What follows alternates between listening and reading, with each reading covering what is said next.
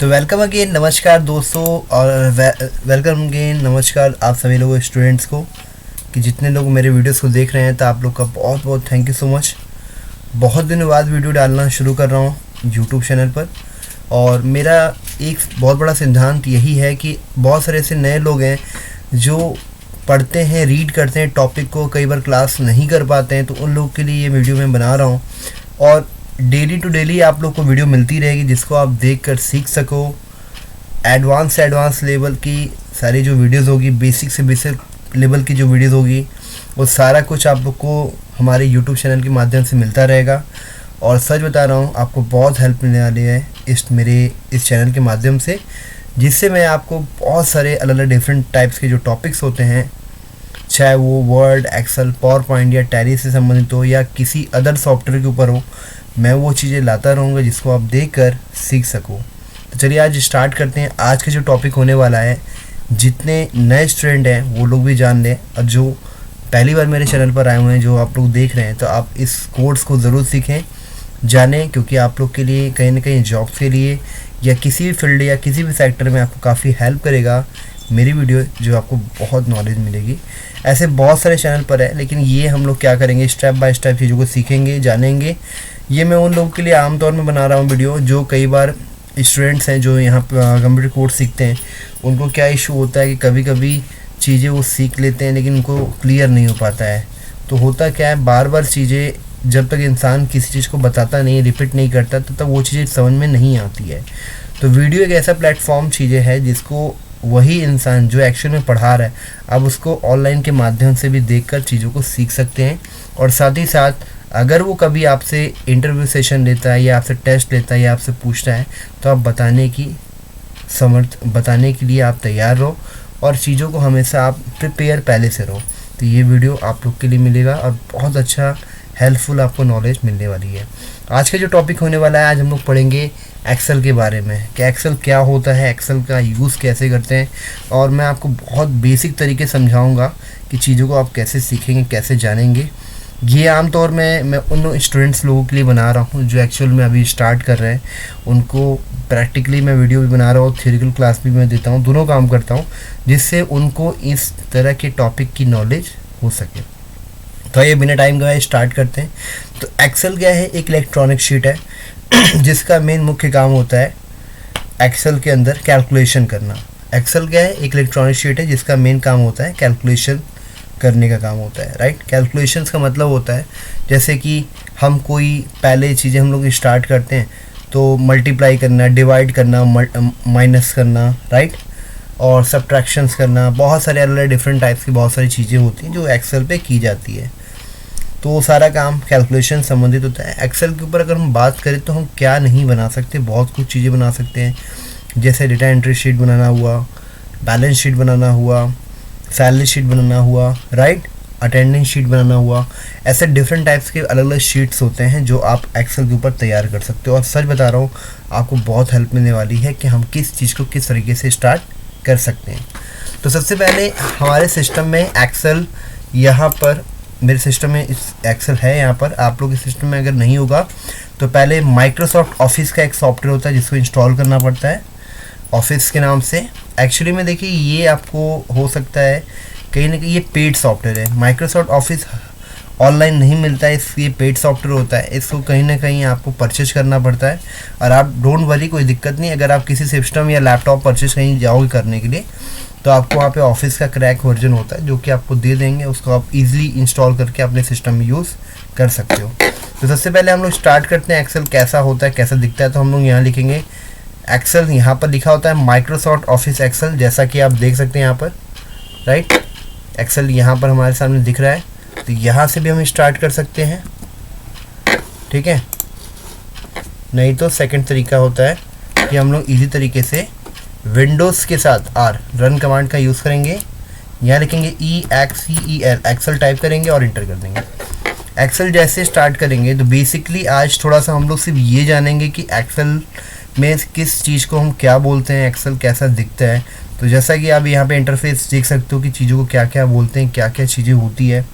सबसे पहले ये एक्सेल का लुक है। तो पहला हम लोग का स्टेप होगा, आप लोग जितने लोग हैं, अगर आपके पास कॉपी और पेन है तो ज़रूर से क्लास का बेनिफिट आप उठा सकते हो। आप लोग ज़रूर से इस चीज़ को नोट करते जाओ, जो मैं पॉइंट बताता रहूँगा आप लोग को ये पूरा कोर्स का सेशन मिलेगा, जिससे आप काफ़ी कुछ चीज़ों को सीख सको। सबसे पहला पॉइंट मेरा फर्स्ट फॉल होगा कि हम चीज़ों को जानेंगे कि किसको क्या बोलते हैं। हो सकता है बहुत सारे ऐसे लोग हैं जो इस चीज़ के बारे में पहले से जानते होंगे, बट तो भी मैं कहूँगा कि अब इसको जान लो, सीख लो, आपको बहुत कुछ हेल्प मिलने वाली है। सबसे बेसिकली जहाँ पर बुक 1 लिखा हुआ है, मैं आपको इंडिकेट भी कर रहा हूँ, जहाँ बुक 1 लिखा हुआ है इसको हम लोग बोलते हैं टाइटल बार, राइट। और सेकंड जो हमारे सामने यहाँ पर आपके सामने जो बहुत सारे ऑप्शंस आ रहे हैं, आप देख सकते हो ऑप्शन कहीं ना कहीं नाम दिया हुआ है। इस पैनल को बोलते हैं हम लोग customize quick access toolbar, ठीक है, जिसके अंदर बहुत सारे ऑप्शन होते हैं। अगर आप इस पर कोई चेक मार्क करते हो तो आपके सामने वो ऑप्शन यहाँ पर एक्टिवेट हो जाता है। और बिल्कुल वही सेम चीज़ है ओपन करना, हम इसको क्विक एक्सेस टूल बार बोलते हैं। मतलब किसी भी पर्टिकुलर आइकन्स को ऐड करके हम यहाँ पर कोई भी ऑप्शन अप्लाई कर सकते हैं, ओपन करना, सेव करना, राइट, जो चीज़ें हम यूज़ करते हैं, ओके। एंड ये जो आप देख सकते हैं इसको यहाँ पे नाम मेंशन हो रहा है, इसको ऑफिस बटन कहते हैं। उसके बाद यहाँ पर home, insert, page layout, formulas, data, review and इसको हम लोग होम टैब, इसको हम लोग टैब बोलते हैं, जस्ट लाइक इसके नाम होते हैं home tab, insert tab, page layout tab. और इसको हम लोग मेन्यू बार भी बोलते हैं, राइट, मेन्यू बार भी कहते हैं। और आमतौर में अगर मेन्यू बार्स हम लोग फाइनली अगर मैं बात करूं तो जो 2003 तक के जो सॉफ्टवेयर पहले हुआ करते थे, मेन्यू का मतलब होता था कि फाइल एडिट, आपने देखा होगा पहले किसी अन्य सॉफ्टवेयर में। एक्सेल 2007 का ये सॉफ्टवेयर है। इससे ओल्ड सॉफ्टवेयर में अगर मैं जाऊंगा 2003 वाले में, तो उसमें ऐसे टैब नहीं हुआ करते थे, उसमें मेन्यूज़ होते थे। जैसे फाइल मेन्यू पे अगर आप क्लिक करेंगे तो फाइल मेन्यू की लिस्ट होती थी, जिसमें आपको बहुत सारे ऑप्शन मिलते थे। इंसर्ट्स के अंदर आपको इंसर्ट्स की लिस्ट मिलती थी, लेकिन इसको हम मेन्यू भी बोल सकते हैं, लेकिन आमतौर में एक्सेल लेटेस्ट वर्जन में इसको टैब कहा जाता है, right. Home tab, insert tab, page layout tab, formula, right, and data tab, ये सारे नाम होते हैं, ओके। और इन लिस्ट के अंदर, राइट, इन टैब के अंदर बहुत सारे अल्टीमेट अलग अलग ऑप्शन दिखाई देते हैं। इस टैब को हम लोग रिबन्स कहते हैं। क्या बोलते हैं? रिबन्स बार आप बोल सकते हो, ओके। जिसके अंदर इस होम टैब्स के अंदर होम से रिलेटेड जितने सारे ऑप्शंस होते हैं वो आपको यहाँ पर शो करते हैं। और नीचे जो आप देख सकते हैं जैसे क्लिपबोर्ड है, फॉन्ट है, अलाइनमेंट्स है, इनको हम लोग ग्रुप कहते हैं। क्या बोलते हैं? ग्रुप्स। जो पर्टिकुलर अलग अलग ग्रुप्स के जो ऑप्शन दिए गए हैं वो हमारे पर्टिकुलर ऑप्शंस होते हैं, जिसको ग्रुप कहा जाता है। उसके बाद आप देख सकते हो यहाँ पे एफएक्स लिखा हुआ है, इसको फंक्शंस, इसको हम लोग इंसर्ट फंक्शन है, इसको फंक्शन बार भी बोलते हैं।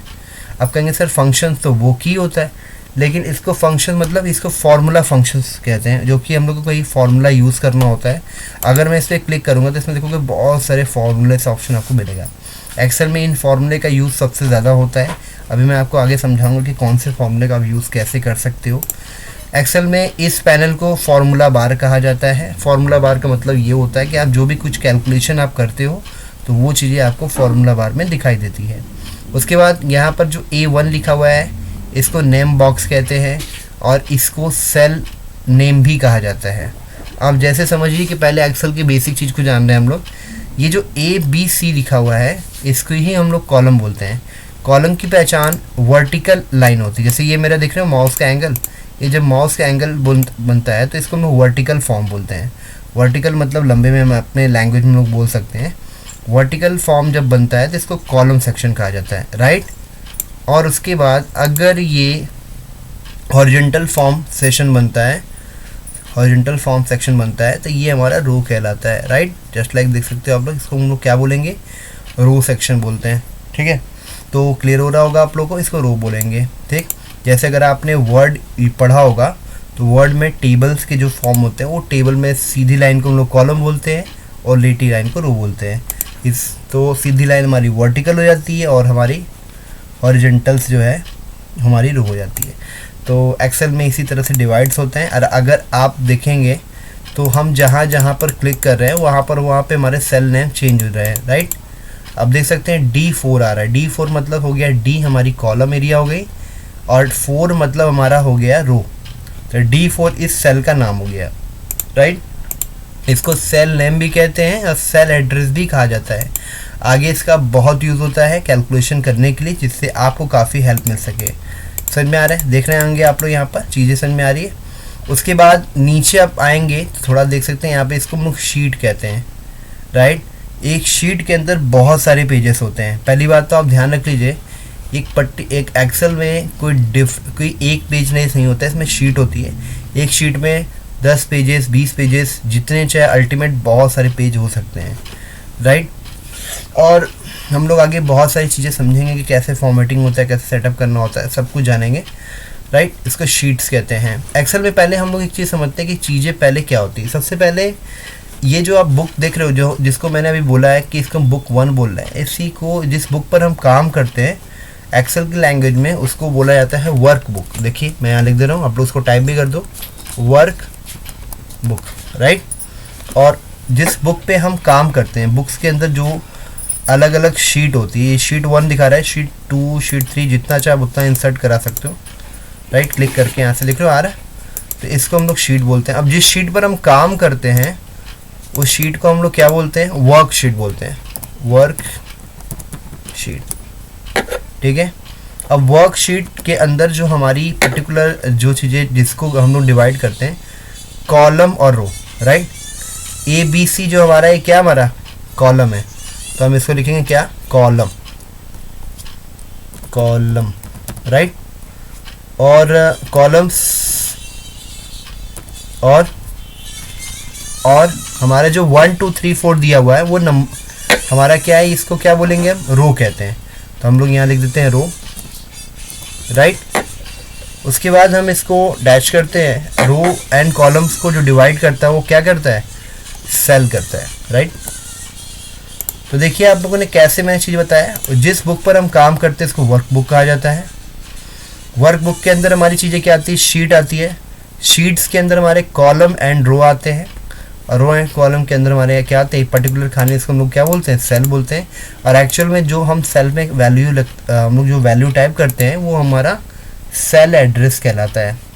जिस सेल में हम जो भी वैल्यू टाइप करते हैं उसको क्या बोलते हैं हम लोग, सेल एड्रेस कहते हैं, ठीक है। चीज़ें समझ में आ रही है आप लोग को। अब एक्सेल में अभी मैं सिर्फ आपको बेसिक चीज़ें समझा रहा हूँ कि चीज़ों को बोलते हैं क्या है, क्या चीज़ें होती है, कैसे हम चीज़ों को अपने हिसाब से देख सकते हैं। एक्सेल में पर्टिकुलर देखो ये रो है, तो अभी आप देख सकते हो, अगर मुझे चेक करना है कि इसमें कितनी नंबर्स होंगे, मतलब रो कहाँ तक एंड होगा, तो अगर मैं गिनना शुरू करूँ, अगर मैं नीचे ऐसे डाउन की प्रेस कर रहा हूँ तो मुझे गिनते गिनते बहुत टाइम हो जाएंगे, लेकिन ये पता नहीं चलेगा कि लास्ट ही कहाँ तक गया होगा। तो आप लोग क्या करेंगे, आपको जो मैं ट्रिक समझा रहा हूँ उसको आप थोड़ा ध्यान देना। अगर आपको जानना है कि लास्ट, ये तो हम लोग पता चल गया ये फर्स्ट रो है, अब हम लास्ट जानना चाहते हैं कि हमारी टोटल रो की संख्या कितनी है। तो यहाँ पे एक शॉर्टकट यूज़ करने वाले हैं, मैं आपको थोड़ा सा कीबोर्ड्स में समझा देता हूँ कि जिससे आपको चीज़ें समझ में आती रहे।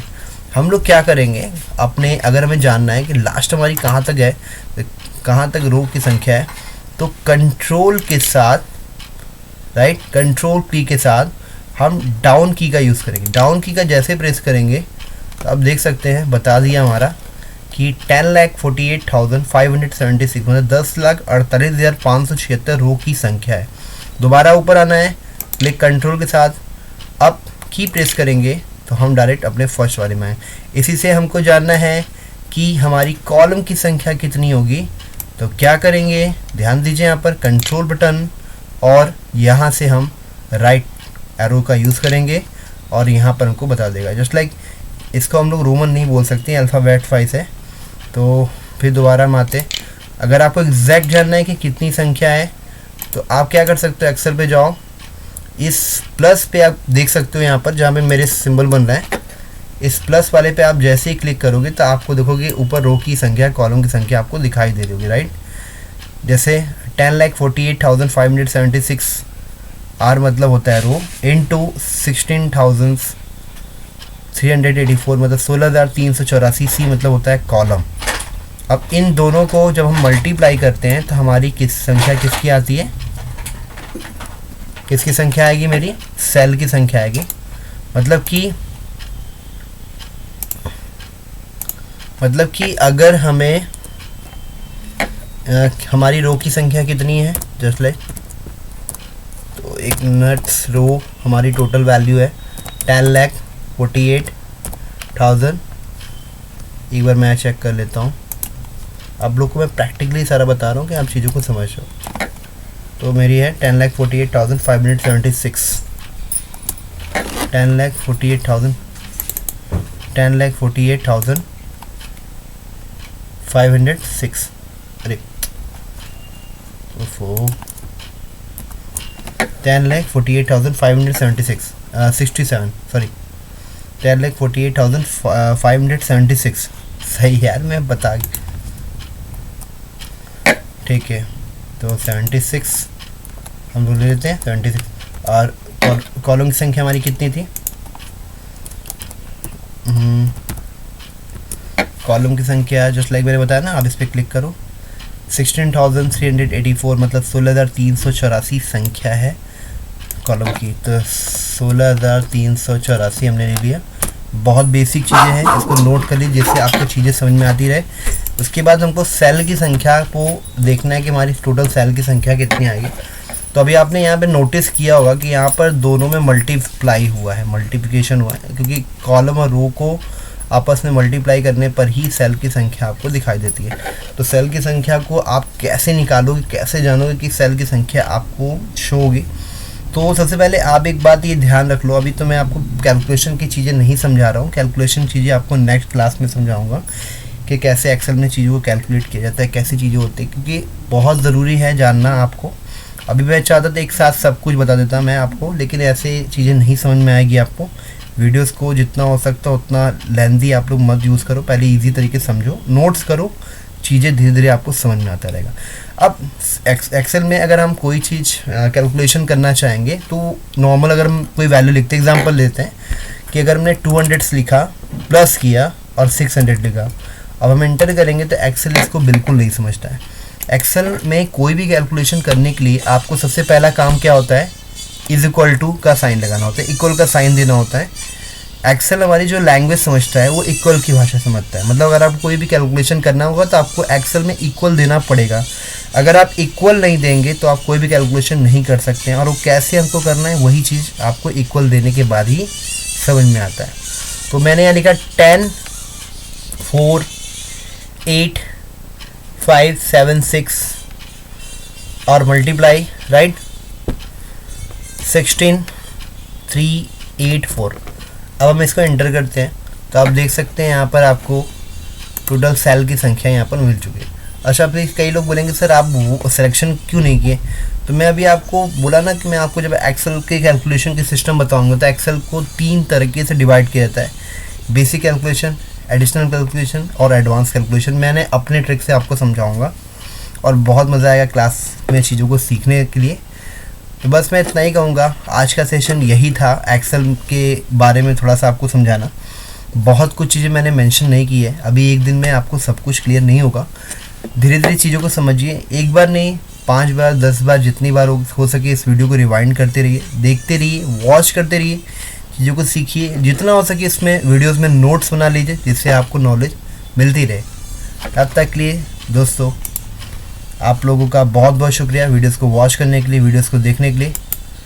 ठीक है, बस ऐसे ही बने रहिए और